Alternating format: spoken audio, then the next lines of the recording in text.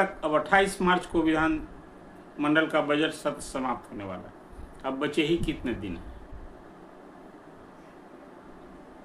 बीच में शनिवार रविवार होगा, अवकाश होगा, उसके बाद फिर जो भी कार्य दिवस बचते हैं। तो इसमें अब तक जो चर्चा हुई उसमें कुछ खास बातें हैं। आपको याद होगा बिहार में ये शिक्षक की नियुक्ति का ये पहले नियोजन हुआ था। संविदा पर बहाली हुई थी, मानदेय पर बहाल हुआ था। 1500 रुपये से ये शुरुआत हुई थी और मानदेय पर बहाली हुई। फिर उसके बाद संविदा के बाद नियोजित शिक्षक हो गए और नियोजित शिक्षक के बाद अब सरकारी कर्मी का दर्जा इसी साल 1 जनवरी से लोगों को मिलना शुरू हुआ। उधर बीपीएससी शिक्षक अब तक जो 3 चरणों में बहाली हुई है वो सब तो बीपीएससी शिक्षक सरकारी कर्मी शिक्षक के रूप में ही बहाल हुए, सरकारी कर्मी ही कहलाएंगे। दर्जा मिला, सुविधा मिलेगी, जो भी। तो ये सारी बात तो है अपनी जगह, लेकिन शिक्षकों की जो उम्मीद जगी थी वो कोई उम्मीद खास करके वेतन लेकर पहले बात मैं आपसे करूँ कि बिहार के शिक्षक को कोई पे ग्रेड नहीं है।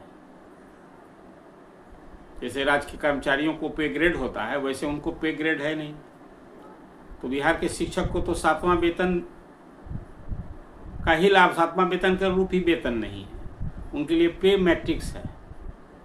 बिहार में शिक्षकों के लिए खासकर शिक्षक संगठनों ने भी इसी अनुरूप समझौता भी किया, मान लिया था।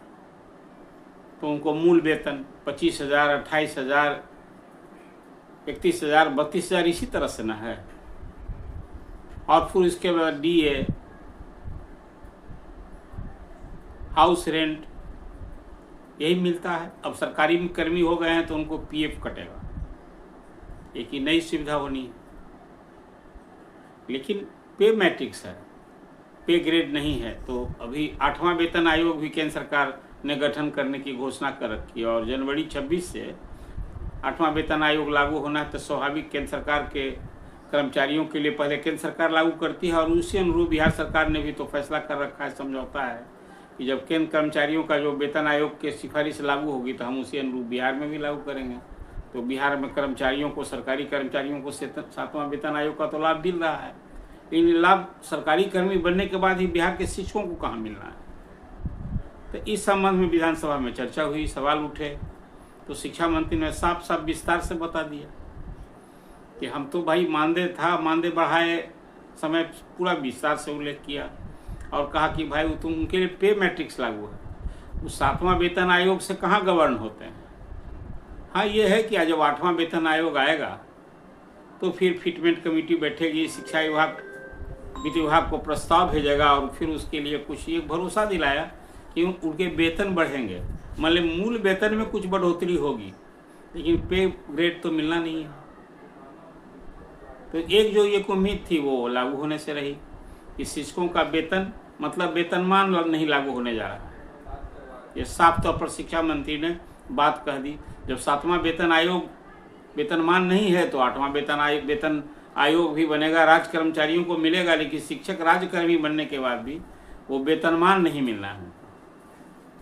एक और भी जो परेशानी अभी है कि खास करके कई तरह से बहाल जो अभी तक नियोजित शिक्षक 3.5 लाख थे, तो 2 चरणों में जो विशिष्ट शिक्षक के रूप में सब बहाल हुए हैं। परीक्षा दी 2 बार, 2 सक्षमता परीक्षा हुई। तो एक पहली परीक्षा हुई, उससे तो जनवरी से लोग विशिष्ट शिक्षक को 1,87,000 बने हैं। वो जनवरी से उनको सरकारी कर्मी का दर्जा मिल गया। भले अब वो अभी प्राण जनरेट नहीं हुआ है उनका, उसके चलते वेतन तो होली गायब ही हो गया अधिसंख्य शिक्षकों का। होली में वेतन नहीं मिला लोगों को। एक अलग समस्या है, एक अलग परेशानी, अलग उलझन है।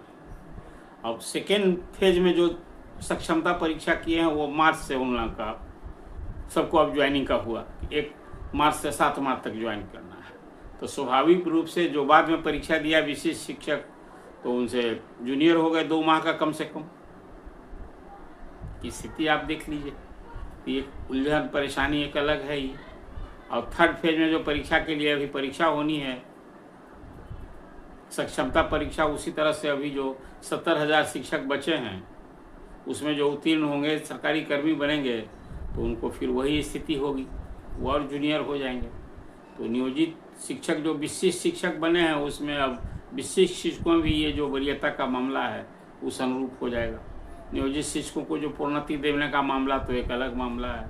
शिक्षकों के ट्रांसफ़र को लेकर के जो 1,90,000 शिक्षक ने जो आवेदन दे रखा है, पिछले ही साल दिसंबर में दिया था और जनवरी बीत गया, फरवरी बीत गया और मार्च भी अब बीतने ही को है।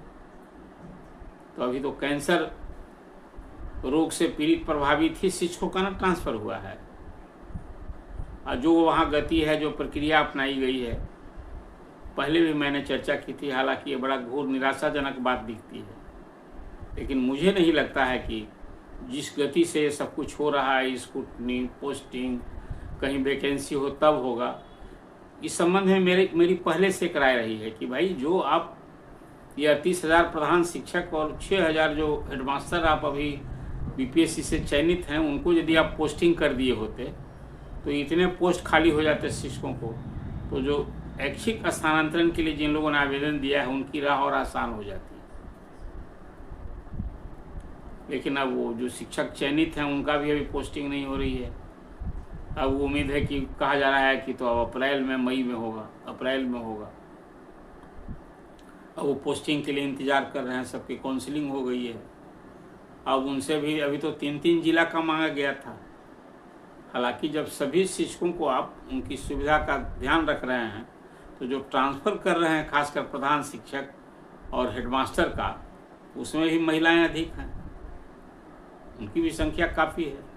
तो जो 3 जिला मांगा गया तो स्वाभाविक उनसे भी 3 प्रखंड मांगा जाता है, या 10 उसी तरह से जिस ढंग से ऐच्छिक स्थानांतरण के लिए मांगा गया है शिक्षकों से, उसी ढंग से उन लोगों से भी मांगा जाना चाहिए था। वो 10 प्रखंड मांगते। खैर वो 3 जिला मांगा गया, उसकी पोस्टिंग की भी प्रक्रिया जो भी हो वो अलग परेशान टेंशन में। बीपीएससी के शिक्षक उसी तरह से जो अभी गांव से दूर ट्रांसफ़र के लिए, उनकी अलग परेशानी है। तो शिक्षकों की एक परेशानी अलग है और कोई उम्मीद पूरी होने से रही। अब चुनाव नज़दीक आ रहा है। अब अभी शिक्षा मंत्री ने घोषणा की है कि भाई चौथे चरण में TR4 की परीक्षा हम लोग मई में लेंगे। और एक बड़ी बात और कह दी कि भाई TR3 में जो अभी रिजल्ट हम लोग ने किया और उसमें जो लोग उम्मीद लगाए थे कि सप्लीमेंट्री रिजल्ट देंगे, तो अब नहीं होना जाना, वो हम नहीं करने जा रहे हैं।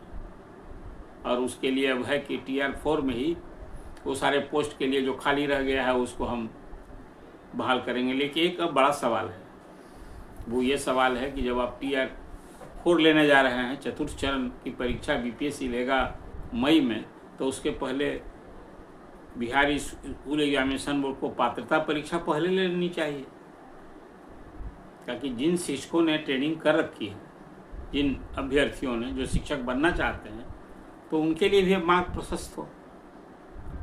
बिहार स्कूल एग्जामिनेशन बोर्ड ने तो कहा था कि हर साल 2 बार हम परीक्षा लिया करेंगे।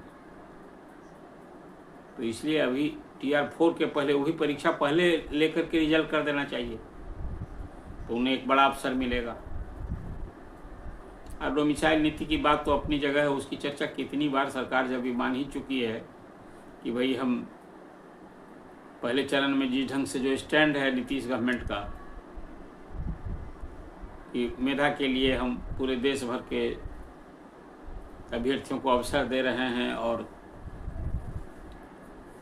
गैर संवैधानिक होगा, उसको लागू करना ठीक नहीं होगा, तो डोमिसाइल नीति तो लागू होगी नहीं। तो कुल मिला जुला कर अभी शिक्षक अलग परेशान, अभ्यर्थी अलग परेशान,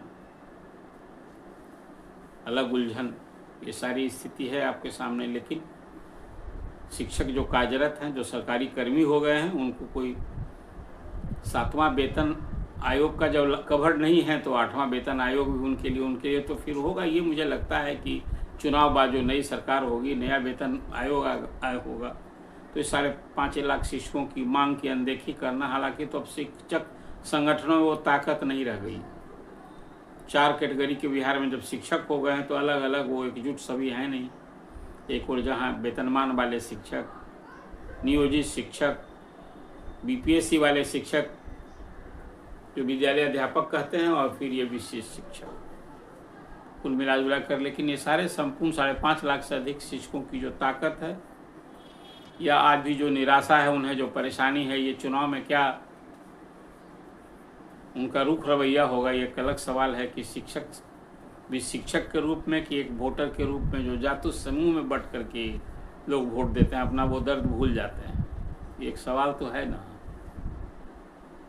तो ये शिक्षकों की जो परेशानी है, जो उलझन है, एक अलग है। अभी मैंने एक खबर देखी कि आजकल पोस्ट से अटेंडेंस बनता है और उस स्कूल में अटेंडेंस दर्ज किया और नहीं भी वो स्कूल में काम किया, हाजिर है, और वहाँ अटेंडेंस लिया ही नहीं।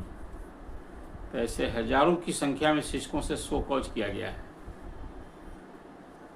अभी सिस्टम की गड़बड़ी के कारण वो जो अटेंड किया है, स्कूल में पढ़ा रहे हैं, उनको भी वहाँ एब्सेंट डिक्लेयर हो गए। अब उस सबको शो कॉज किया गया है। कई जिलों से ऐसी खबरें आई हैं। अब उसकी अच्छी खासी संख्या है शिक्षकों की। तो ये उलझन परेशानी समझ जाइए कि शिक्षक किस कदर परेशान है इस सिस्टम से। और वे ऐसे विद्यार्थी जो कहा करते हैं कि भाई शिक्षक पढ़ावें और उनकी समस्या की चिंता हम करेंगे, तो भाई सिर्फ जुमला से काम नहीं न चलेगा। शिक्षक की इन सब सारी परिस्थितियों को देखना, वो प्राण जनरेट करने के लिए भी आम शिकायत सुनने को मिल रही है कि वहाँ भी अब दुकान खुली है, कुछ भी बिना दिए किसी का प्राण भी जनरेट होना कठिन हो रहा है। ये सब भी शिकायत सुनने को मिल रही है। तो विभाग को खासकर ACS को ये सब देखना चाहिए। जहाँ शिकायत है भाई, आप तो एक टोल फ्री नंबर भी आपने दे रखा है, लेकिन कार्रवाई कहीं क्या हो रही है। शिक्षक से आप उम्मीद करते हैं कि वो उस पर शिकायत दर्ज करे, तो किस अधिकारी के खिलाफ वो खड़ा होकर देगा? आपका फीडबैक क्या करता है? कुछ इस तरह से औचक निरीक्षण कार्रवाई होते रहनी चाहिए। और औचक निरीक्षण की व्यवस्था जो नहीं की थी, उसका क्या असर है, क्या है, वो तो आगे की मैं चर्चा करूँ। लेकिन आज शिक्षकों की परेशानी, शिक्षक जो तनाव में है, उलझन में, उसको लेकर चर्चा मैं कर रहा हूँ। और नया वेतन और वेतनमान मिलने की जो उम्मीद है नए साल में, वो राज्यकर्मी होने के बावजूद शिक्षकों को तो उसका लाभ नहीं मिलने वाला है। ये साफ तौर से